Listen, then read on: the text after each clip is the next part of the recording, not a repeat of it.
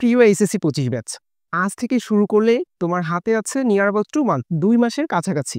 তো এই 2 মাসে তোমার প্রিপারেশনটা কেমন হওয়া উচিত, এটা অলরেডি তুমি শর্ট আউট করে ফেলেছো যে কোন ইনফরমেশনগুলো তুমি এখন পড়বে, কোনগুলো পড়বে না। তবে এই লাস্ট 2 মাসে যে স্ট্র্যাটেজিটা ফলো করা উচিত, আমি তো দেখেছি প্রিভিয়াস বছরগুলোতে যে 11th আওয়ারে অনেকে আছে যে খুব পড়তেছে, অনেক টাইম পড়তেছে, টাইম শিডিউল মেইনটেইন করতেছে, রুটিন ফলো করতেছে, বাট আল্টিমেট ফিডব্যাকটা পাচ্ছে না।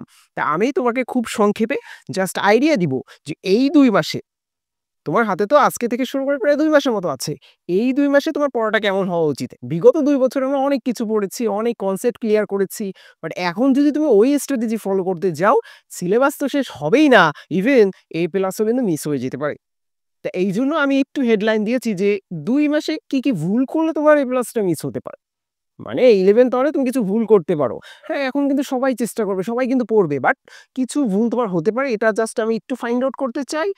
আর আমি বলে রাখি যে এই সেম স্ট্র্যাটেজি 11th আওয়ারে এসে এই সেম স্ট্র্যাটেজি ফলো করেই কিন্তু আমি 4 বার বোর্ডে স্কলারশিপ পেয়েছি। তো সেই হিসেবে আমি তোমাকে বলবো, ফার্স্ট অফ অল তোমার যে ইম্পর্টেন্ট কাজ, বইয়ের অপ্রয়োজনীয় তথ্য বাদ দিতে হবে। কি বলেছি?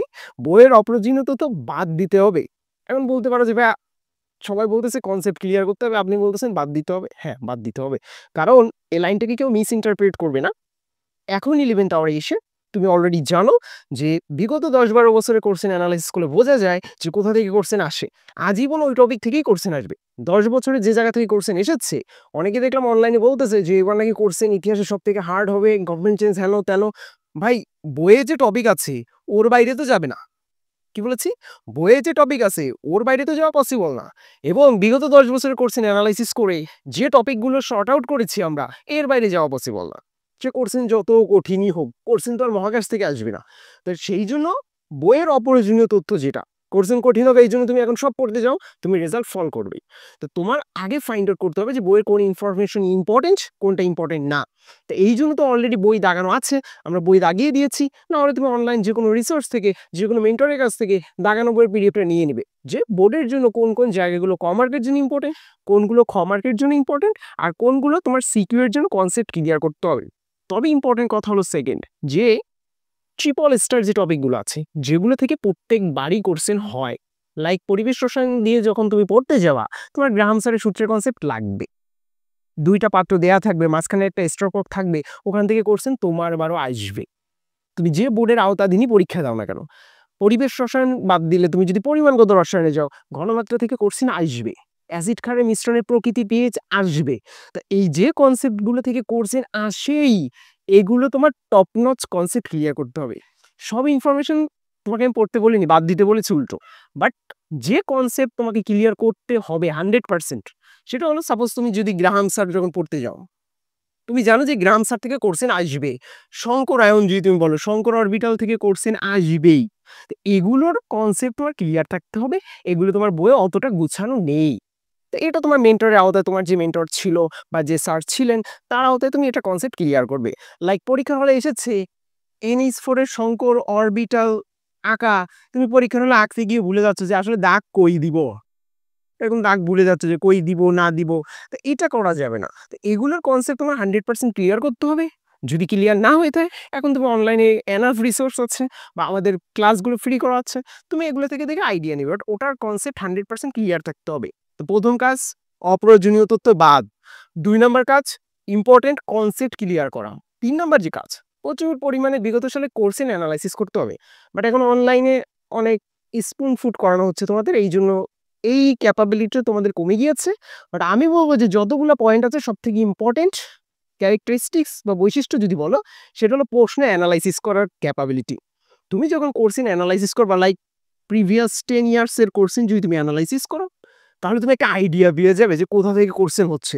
আচ্ছা, আমি তো এটা পারতাম না, এটা আমি নিজে সলভ করতে গেলে তো ভুল হতো, পরীক্ষার হলে আসলে এটা তো আমি পাজলড হয়ে যেতাম। এই আইডিয়া একটা স্টুডেন্ট তখনই করতে পারে, নিজের ল্যাকিংস তখনই সে বের করতে পারে যখন সে দেখে যে বিগত সালে এটা কোশ্চেন এসেছে, এটা যখন নিজের চোখে সে ভিজুয়ালাইজড করে। বাট ওই যে এখন আমরা তো স্পুন ফুড করতেছি, বলে দিচ্ছি যে গ্রাহাম আসবে, শঙ্করায়ন আসবে, শঙ্করায়নের 4টা টাইপ আছে, করলে হয়ে যাচ্ছে। বাট এইটা তোমার করতে হবে টেস্ট পেপার দেখে, MCQ সিকিউ কোন জায়গাগুলো থেকে কোশ্চেন আসতেছে এটা অ্যানালাইসিস করতে হবে, সলভ করতে হবে। এটা হলো তোমার লাস্ট স্টেপ।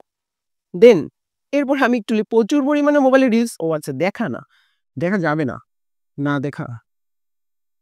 প্রচুর পরিমাণে মোবাইলের রিলস বলতে এখানে আমি আসলে তোমাকে emphasize করতে চাচ্ছি যে আমরা মোটামুটি সবাই কিন্তু সোশ্যাল মিডিয়ায় অ্যাডিক্টেড। ফোনের পিছনে হিউজ পরিমাণে একটা টাইম যায়।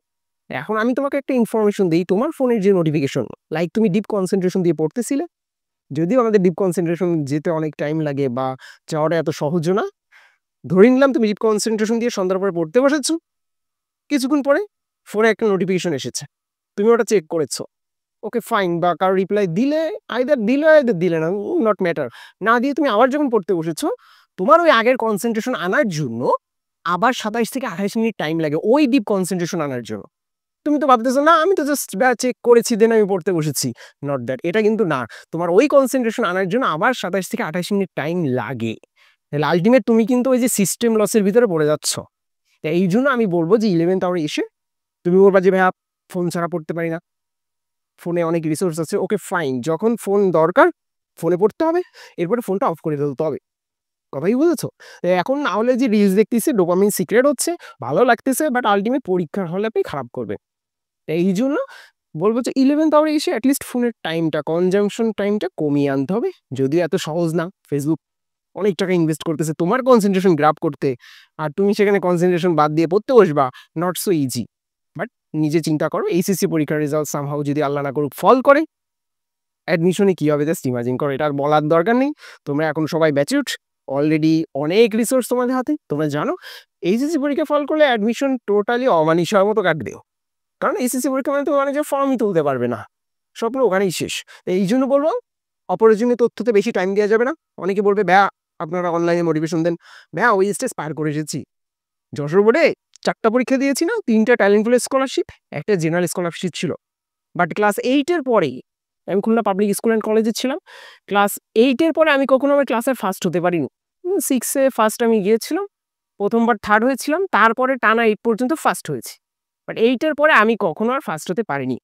আমার ফ্রেন্ড ওরা হয়তো ভিডিও দেখতেছে, সুজয় কুণ্ডু ছিল, হৃদয় ছিল, বুয়েটে আছে একজন, কুয়েটে আছে একজন, ওরা পরের বার কন্টিনিউয়াস ফার্স্ট হয়েছে। বাট বোর্ড পরীক্ষায় কিন্তু আমরা সবাই ভালো করেছি। আলটিমেট তোমার ইনডেপথ নলেজ যা নেওয়ার অলরেডি নিয়ে ফেলেছো, তুমি একটু অন্যদের থেকে পিছিয়ে থাকতে পারো, বাট ওই আগের যে কনসেপ্ট, এখন জিস্টটা তুমি শর্ট আউট করে নাও, যে টপিকগুলো আসবেই আমরা সিলেক্ট করে দিয়েছি ওগুলোর কনসেপ্ট টপ নচভাবে ক্লিয়ার করো। দেন প্রচুর পরিমাণে কোর্সে নিজে অ্যানালাইসিস করো, কোচিংয়ে দৌড়াদৌড়ি না করে। যে রাজশাহীতে দেখেছি অমুক ভাইয়া তমুক ভাইয়া 10 ঘন্টা 12 ঘন্টা দৌড়াদৌড়ি করে, এই দৌড়াদৌড়ি বাদ দিয়ে তুমি কোর্সে অ্যানালাইসিস করাটা শিখো। দেন ফোনে কনজাম্পশন টাইমটা তুমি কমিয়ে আনো, এটা লাস্টে লিখলেও কিন্তু খুবই খুবই ইম্পর্টেন্ট কথা। তাই ইনশাল্লাহ নেক্সট যে টপিকে তোমাদের প্রবলেম আছে সেই টপিকের ক্লাস ইউটিউব চ্যানেল আপলোড দিয়ে দেবো। এবং তোমাদের সব থেকে বেশি প্রবলেম আমি দেখেছি, বা স্টুডেন্ট লাইক আমার প্রবলেম হয়েছে অর্গানিক কেমিস্ট্রিতে। তো organic chemistry as a SSC student find out করা, শর্ট আউট করে পড়া এত সহজ না। বাট শুধু যদি তুমি দাগানো লাইন করো বা অনুশীলনীগুলো একটু বুঝে সলভ করো, তাহলে কিন্তু অনেক পড়া হয়ে যায়। তো এই জন্য আমরা একটা কাজ করতে চাই, যে আমরা আসলে জানি যে অনুশীলনী সলভ করাটাও কিন্তু খুব সহজ না, টপিক ধরে ধরে। তা আমরা অনুশীলনী সলভ করে দাগানো line, varsity, math, dad, board সব দাগানো আছে, হাজার স্যার অনুশীলনের ব্যাখ্যা সহ দেওয়া আছে, এমন একটা পিডিএফ নিয়ে আমরা অলরেডি কাজ করতেছি। ইনশাল্লাহ 2-3 দিনের ভিতরে কাজ হয়ে যাবে, এটা আপলোড করে দেবো। অর্গানিক কেমিস্ট্রি নিয়ে ইনশাল্লাহ তোমার কোনো প্রবলেম থাকবে না।